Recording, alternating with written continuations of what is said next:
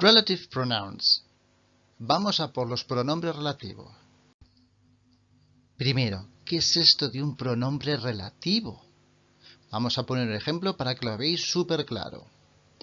Podemos tener dos frases. Por ejemplo, The woman is playing the piano. The woman is my mother. Realmente estamos repitiendo the woman. Podemos unir las dos frases para hacer una frase compleja en la cual no haya un punto de separación y no tengamos que estar repitiendo the woman. Quedaría The woman who is playing the piano is my mother. Mucho más lógico, ¿verdad? Tenemos una frase, The woman is my mother, que la tenemos aquí. Y tenemos otra frase que sería The woman is playing the piano, pero las hemos unido en dos. Otro ejemplo. I live in a city. The city is fantastic. Pues podemos poner The city where I live is fantastic. Otra vez, the city is fantastic. The city where I live. Otro ejemplo sería You bought a book. The book is very interesting. The book which you bought is very interesting. Una frase, the book is very interesting.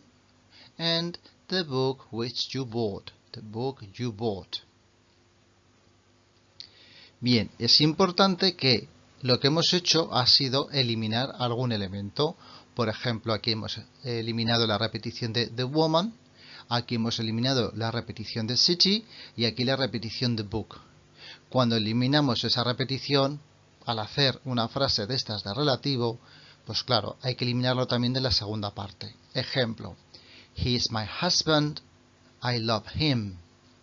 Cuando unimos las dos frases con un relativo, nos va a quedar He is my husband, who I love.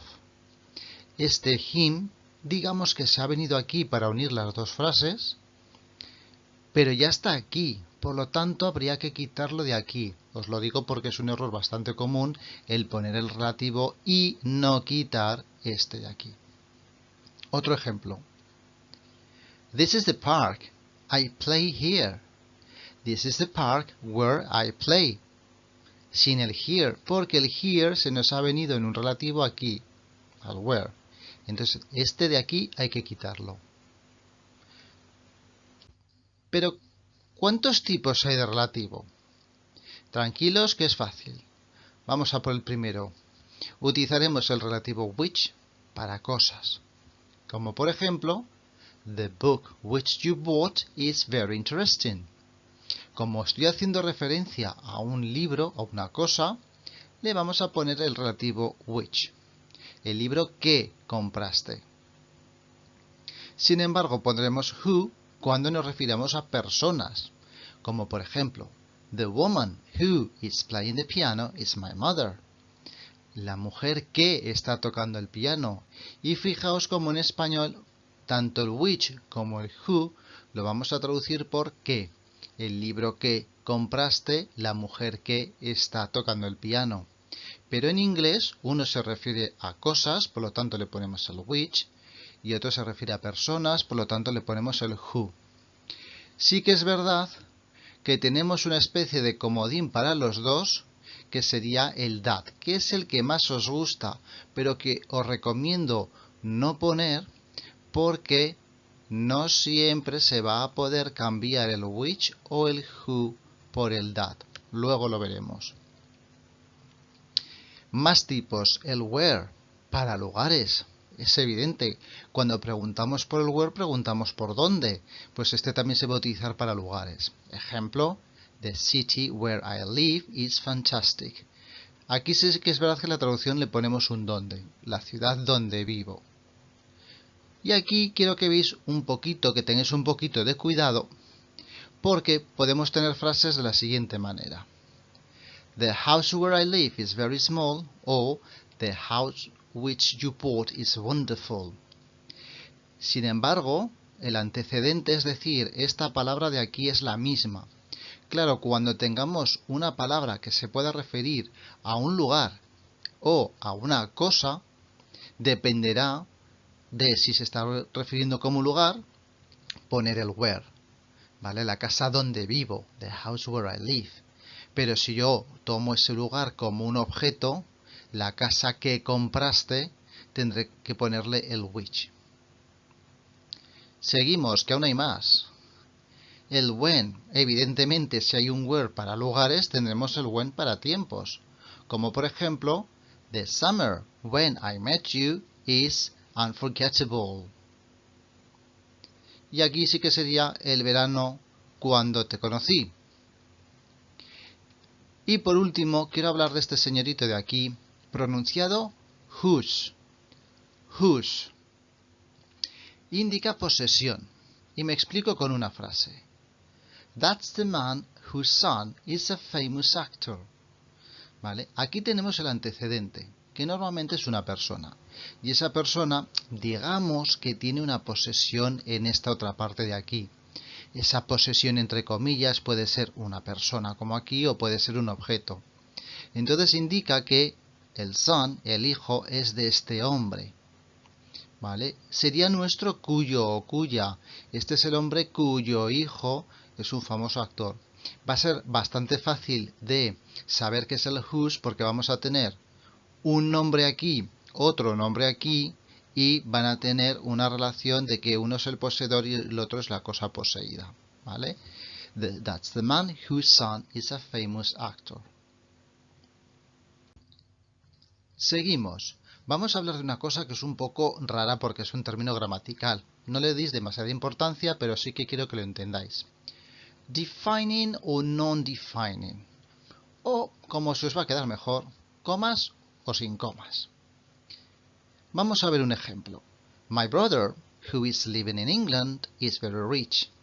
Esta frase es una frase de relativo como las que hemos visto antes, pero qué raro, le han puesto aquí unas comas. O puedo decir, my brother who is living in England is very rich. La misma frase, pero sin comas. Esto hay veces en que lo confundimos hasta en nuestro propio idioma, así que hay que entenderlo bien. Cuando lo ponemos entre comas, estamos haciendo una frase, digamos, que está añadiendo información. La frase importante aquí sería, my brother is very rich. Eso es lo que os quiero decir. Y además os añado esta frase, que sería, who is living in England. Sin embargo, en la frase de aquí, todo es importante. Porque puede ser, mi hermano que está viviendo en Inglaterra es muy rico, pero puede ser que tenga otros hermanos que no están viviendo en Inglaterra o que no sean ricos. ¿Vale? Este de aquí, lo que me dice es que tengo un hermano que es rico y además vive en Inglaterra. Información añadida. Y esto es información importante. De todos los hermanos, es rico el que está viviendo en Inglaterra. Espero que lo hayáis entendido porque es un poquito complicado al principio de entender. Aunque nosotros hacemos lo mismo, pero repito, a veces tampoco lo utilizamos bien. Acordaos, esto es como si estuviera entre paréntesis una frase y añado información. Y aquí es todo importante. Vamos a ver más ejemplos para que a ver si así os queda un poquito más claro. The book which is on the table is new. The book which is on the table is new. Vale, aquí tenemos un libro que es nuevo. Y además de que es nuevo, está encima de la mesa. Sin embargo, si le quito las comas, es todo importante. Por lo tanto, es el libro que está encima de la mesa es nueva. Puede ser que luego tengamos otros libros que no sean nuevos, u otros libros que no estén encima de la mesa. ¿Vale? El que está encima de la mesa es nuevo. Los que están encima de la silla son viejos. Pero aquí solamente hay uno, que es nuevo y que está encima de la mesa.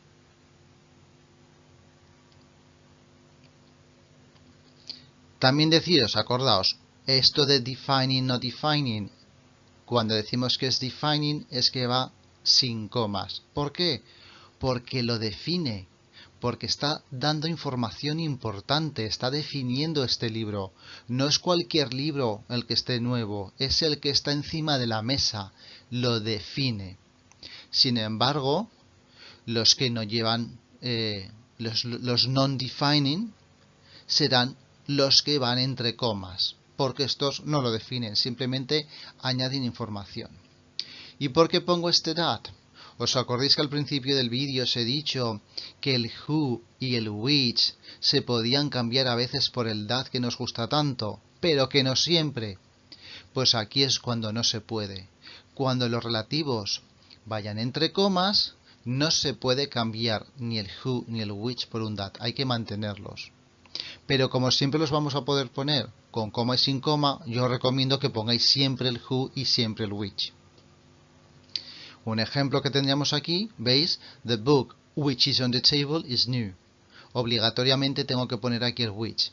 Sin embargo, en esta otra frase sí que lo puedo cambiar. The book that is on the table is new. Venga, un poquito más. Vamos a complicarlo un poquito más y vamos a hablar de omitir estas palabras. Porque sí, es muy típico que se puedan omitir. Esto subimos un poquito más de nivel, pero es muy interesante y además se utiliza mucho. Fijaos, tengo una frase como The film that you recommended me was great. Bien, es una frase que es correcta. ¿Veis? Aquí tengo la película que tú me recomendaste, ¿vale? Entonces es la película que, como es una cosa, le pongo el that. Como no va entre comas, le puedo seguir poniendo el that, no el which. Si quisiera ponerle el which, también se podría. Pero a lo que vamos. De repente nos vamos a encontrar una frase como The film you recommended me was great. Anda, nos hemos comido el that. Pero esto se puede hacer perfectamente. De hecho, es súper típico hacerlo. ¿Para qué vamos a decir una palabra de más pudiéndola quitar? Tenemos la frase The film was great y la frase You recommended me. Y aquí está la clave. Tenemos dos frases completas. The film was great con su sujeto y su verbo. Y otra frase You recommended con su sujeto y su verbo. Cuando nos ocurra eso, el that que está de unión lo podemos omitir. Vamos a ver otro ejemplo. I don't know the man who is over there. Aquí utilizo el who porque el antecedente es man. Vamos a ver qué ocurre. Aquí tengo una frase que es Who is over there? ¿Vale? Este is necesita un sujeto. Pero es que ese sujeto es el who. Si me como el who, el is se va a quedar sin sujeto. Y eso acordaos que en inglés está prohibidísimo. Así que esta de aquí no se podría omitir. Otro ejemplo. The book which is on the table is new. The book which you bought yesterday is expensive. ¿Vale? Esta de aquí no la podríamos omitir porque este which está haciendo de sujeto del is. Por lo tanto, estas no se pueden omitir. Sin embargo, aquí podríais decir, bueno, aquí sí que se podrá omitir porque aquí sí que tengo un sujeto que hace de sujeto de este verbo, del bought. Así que en un principio funcionaría igual que esta. Sí, pero no. Porque hay unas maravillosas comas que no me dejan hacer esto. La estructura es como la de arriba, pero unos son defining y los otros no. Y solamente los vamos a poder hacer cuando no haya comas. En el momento en que hay comas, ya no lo vamos a poder omitir. Es decir, en los non-defining, que son los que tienen comas, no se pueden omitir los relativos. Y además también comentaros que los que se pueden omitir son el who y el which. Qué coincidencia que eran los que se podían cambiar por that. Solamente el who y el which. Bueno, os tengo que decir que esto es en la teoría. En la práctica, prácticamente todos menos el whose, que si no, no tendría sentido la frase, se pueden llegar a omitir. Pero gramaticalmente, si nos basamos en la gramática, solamente el who o el which. Es decir, que si estáis hablando en la calle, en una conversación normal, os podréis omitir, pero si estamos delante de un examen, no, nos tenemos que ceñir a la gramática. Y ya para acabar vamos a hablar de las preposiciones. Es el último punto sobre los relativos, pero sí, subimos un escalón más en la dificultad. Muchas veces nos encontraremos con frases como esta de aquí. The girl about whom you are talking is my niece. Y vamos a tener la chica sobre la que estás hablando o de la que estás hablando. Necesitamos una preposición. Bien, os quiero decir que cuando detrás de esa preposición tengamos que poner el relativo who, obligatoriamente tenemos que poner el whom. Porque este whom no es más que el who que se utilizaba para las personas, pero le vamos a añadir la m, o bien para hacerlo más formal, porque es una manera de decir el who de manera mucho más formal, o vamos a quedar obligados cuando vaya al lado de una preposición. About whom, obligatoriamente, aunque no fuera formal, aunque también ahora vamos a ver que también es formal. La otra manera de hacerlo sería esta. The girl you're talking about is my niece. Ahí va, ¿qué ha pasado aquí? Fijaos, the girl you are talking, y este about se me viene al final. He omitido el whom aquí y el about se me viene aquí al final. Bueno, esta manera es una manera muy típica de hablar más informal, pero es mucho más común que la de arriba. Por lo tanto, esta, que suena un poco a la estructura española, la chica sobre la que estás hablando, si hiciéramos la traducción casi sale palabra por palabra, que sepáis que es una expresión en inglés que suena bastante formal. Es correcta, pero es bastante formal. Lo normal es quitar el relativo y si hay una preposición nos la llevamos al final.